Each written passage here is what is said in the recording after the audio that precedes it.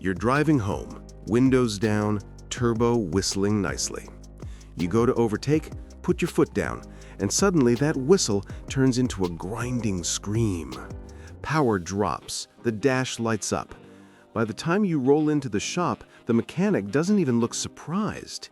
He's seen this turbo failure 100 times this month. And most of the time, it's not bad luck or weak parts. It's the driver. Today we're going to walk through 7 turbocharger mistakes that quietly destroy turbos long before their time. Some of these happen on cold mornings, some happen on hot days after a fun drive. And one of them is something a lot of people do every short trip without thinking. Let's start with the first mistake, because once you understand it, the rest of them suddenly make a lot more sense.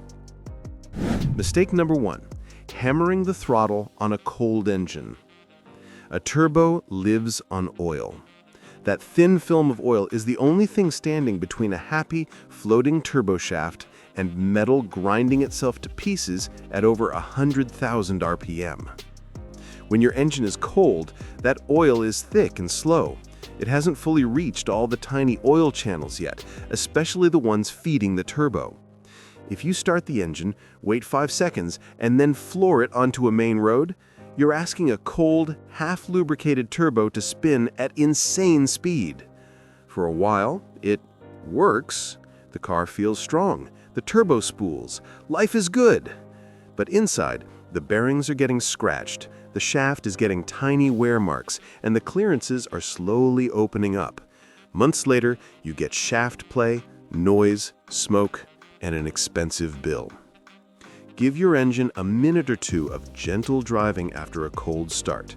Not idling forever, just low load, low RPM, no boost heroics. Think of it as letting your turbo drink its morning coffee before asking it to sprint. And if spinning a cold turbo fast is bad, the next mistake is basically the opposite problem, and it's just as deadly. Mistake number 2, shutting the engine off when the turbo is glowing hot. You've just climbed a long hill, towed a trailer, or had some fun on the highway. The turbo has been working hard, spinning fast, and it is hot. In some cases, the metal inside can be red hot, even if you can't see it. If you pull into a fuel station or your driveway and twist the key off immediately, the turbo doesn't magically cool down. It just sits there, heat-soaked, with no fresh oil flowing through it. That hot metal literally cooks the remaining oil in the bearings. The oil turns into hard carbon deposits, like burnt food stuck to a pan. Over time, that cooked oil blocks passages, scratches bearings, and ruins the smooth oil film your turbo needs to survive. Eventually, the turbo starts whining, then smoking, then failing. The fix is simple. After a hard run, give the car a short cool down. 1 to 3 minutes of gentle driving or light idling so fresh, cooler oil keeps flowing through the turbo and the temperatures come down. You don't need to sit in parking lots idling for 15 minutes every time. Just don't go from full send to key out in 5 seconds. But even if you warm up and cool down perfectly, there's another silent turbo killer that starts in your oil pan. Mistake number 3, cheap oil and stretched out oil changes. The turbo doesn't care what brand is on the bottle. It cares about quality, spec, and freshness. A turbo spins much faster and runs much hotter than the rest of the engine. That means the oil's job is harder right where the turbo lives. If you use the wrong spec oil, the wrong viscosity, or the absolute cheapest stuff you can find, it breaks down faster under heat. Add in long oil change intervals, lots of stop-and-go driving, and maybe a bit of fuel dilution, and now your oil is full of sludge, metal particles, and broken-down additives. That dirty oil runs straight through your turbo bearings. Think of it like sandpaper in a river. The turbo might still spin, but each mile is grinding away its life. Sticking to shorter, sensible oil change intervals and using a good quality oil that actually meets your manufacturer's specs is one of the biggest turbo life extenders you'll ever get. It's not glamorous, no one brags about it, but it quietly saves you thousands. Of course, oil isn't the only thing your turbo is inhaling. What's coming in through the air side can be just as dangerous. Mistake number 4. Letting your turbo breathe dirt. Your turbo is basically an air pump. It grabs huge amounts of air, compresses it, and shoves it into your engine. That air needs to be clean. If your air filter is missing, poorly fitted, or a cheap, falling apart mess, dirt and dust get past it. Those tiny particles hit the turbo compressor wheel at high speed. Over time, the blades get chipped, eroded, and unbalanced. An unbalanced wheel then vibrates the turbo shaft and hammers the bearings. Suddenly, you've got turbo noise, wobble, and eventually failure. Even a severely clogged air filter can hurt your turbo. It makes the turbo work harder to pull air in, increasing stress and heat.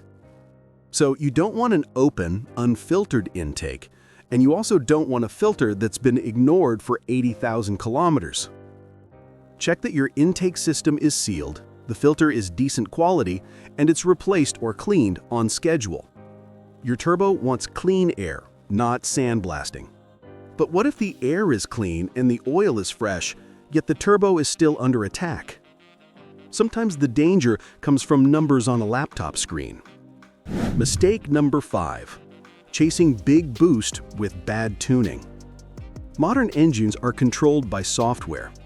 A good tune can safely add power without hurting hardware. A bad tune can quietly set your turbo up for an early grave.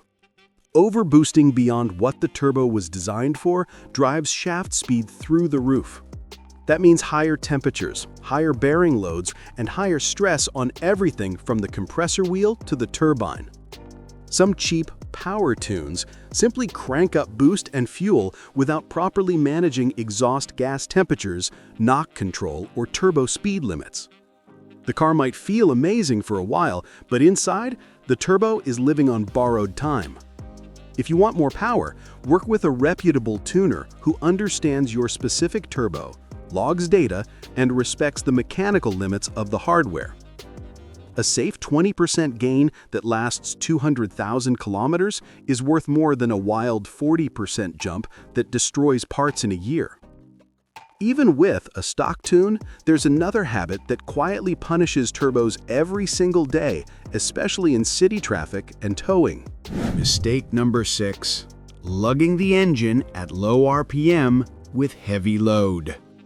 You've seen it. High gear, low RPM, foot buried in the pedal to climb a hill or overtake. The car feels like it's working hard, but it's not screaming, so it must be fine, right? Not really. At low RPM with heavy throttle, the turbo is trying to build boost while the engine is chugging. This can send cylinder pressures and exhaust gas temperatures way up. High EGT means more heat loading on the turbine wheel, the housing, and the bearings. Do this over and over, especially while towing or hauling, and you're slowly cooking your turbo and exhaust parts, even if everything else feels normal.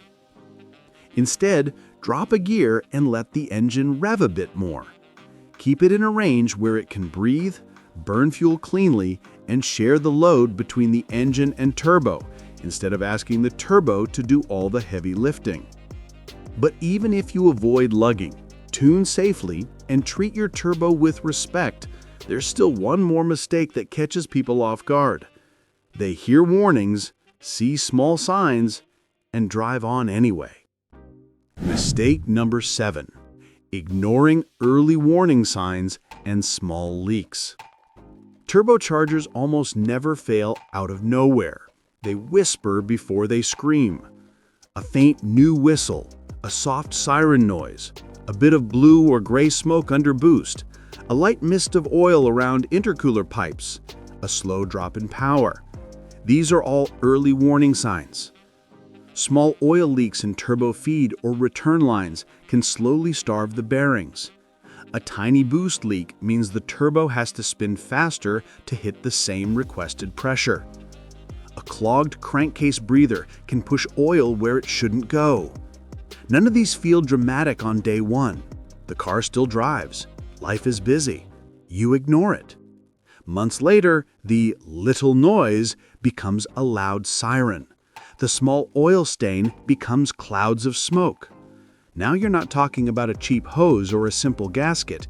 You're pricing full turbo replacements. Listening to your car, scanning for codes now and then, fixing leaks early, and not pretending that weird new noise is just the radio can be the difference between a cheap fix and a catastrophic failure. And when you put all 7 of these mistakes side by side, a simple pattern appears. How to keep your turbo alive. A turbocharger isn't magic. It's just a very fast, very hot air pump that depends completely on 3 things: clean oil, clean air, and common sense. If you avoid flooring it on a stone-cold engine, let it cool down after hard runs, feed it the right oil on time, keep its air clean, stay away from reckless tuning, don't lug the engine under heavy load, and pay attention to warning signs, you're doing more than protecting a part. You're keeping the heart of your engine's power happy.